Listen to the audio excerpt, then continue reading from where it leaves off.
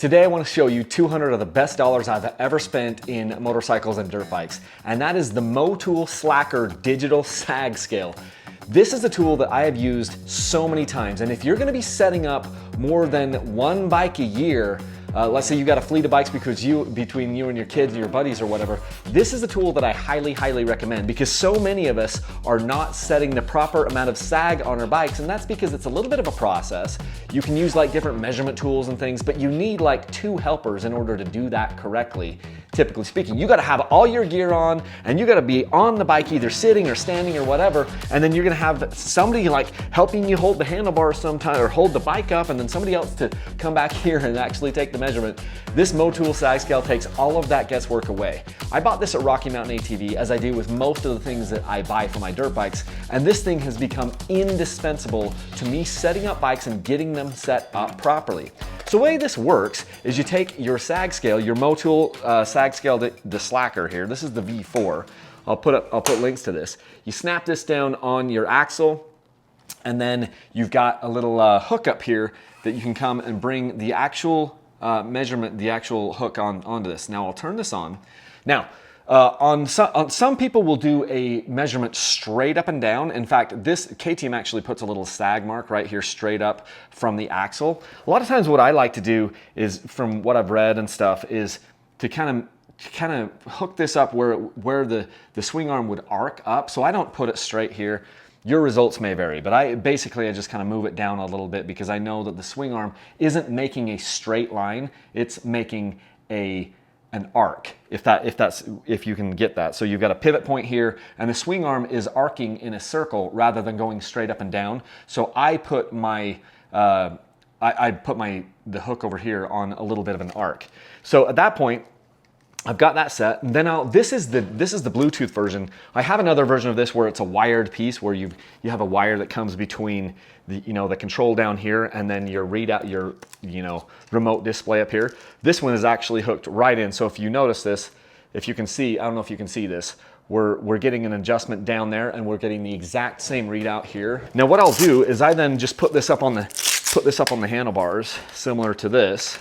In order to set sag, then you'd want to dress in all of your riding gear with your boots and your jersey, helmet, gloves, pants, all those things. And then a riding pack. For me, I'm always wearing like an 18 to 20 pound riding pack. So I make sure that I have all of the gear, including my riding pack, on, and then I will take the bike off the stand. You notice we're on the stand to set the 0 point. I'll take the bike off the stand, and then I can just kind of go up against a wall or up against my cabinet right here and just I stand up on the bike and get all my weight down into the pegs and bounce a little bit, and I'm just holding off the wall. Let's see if I can show you right here. I don't know if I can do this without adjusting the camera. Let's just see if I can. So this is basically the gist. Then I'm gonna stand all the way up on the bike, and I'm just balancing with my, you can't really see it, but I'm balancing with my right arm off my toolbox here, and then I can just kind of give the bike a bounce and see exactly what my sag is. I'm like, oh, I need more sag here because I don't quite have enough.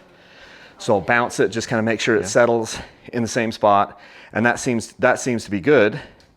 And then I will just be like, oh, okay, here we go.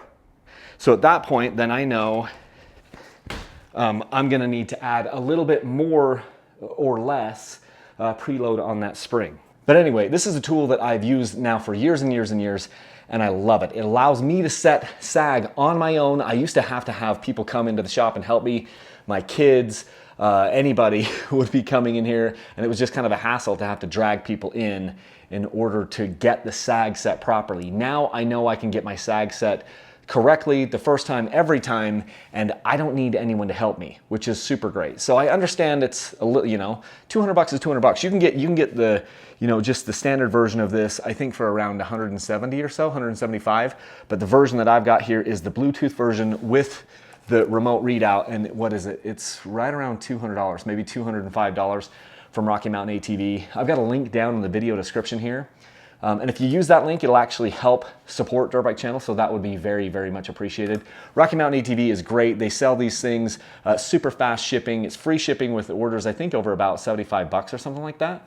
So really convenient. And again, it's just helped me a ton. So I like to bring these types of products to you that, that move the needle for me. This is not a paid review, and I pay full price for this stuff. And it's just one of these products that I love. I've had this particular one for about 2.5 years, this one, and it's just the first time I've gotten around to telling you guys about it.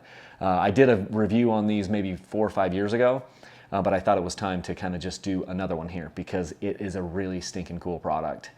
And love it. So it's one of my key things here in the shop, and I hope that this is something that is helpful to you. If you've got one of these things, put it down in the comments. Let me know what you think about them. If you have any questions, you can always email me. It's kyle@dirtbikechannel.com, and I will try to get back to you as soon as I can. If you want to get some gear off my website, I've got these new hats in stock. We've also got some cool shirts and things. The next sweepstakes that we'll be doing for dirt bike giveaway should be in March. So stay tuned for that in March of this year. I plan on doing them at the end of each quarter, so March, June, September, and then December at the end of the year. So that kind of gives you a little bit of of something to look forward to with that. So this will be one of the sweepstakes bikes later in the year. It's 300 XCW 2023, and we're just getting her set up. So setting sag is one of the next things I have to do. I typically set these things right around 105 millimeters of sag with me standing up on the pegs. Just kind of depends on the bike, but that's generally how I've been setting them up for enduro.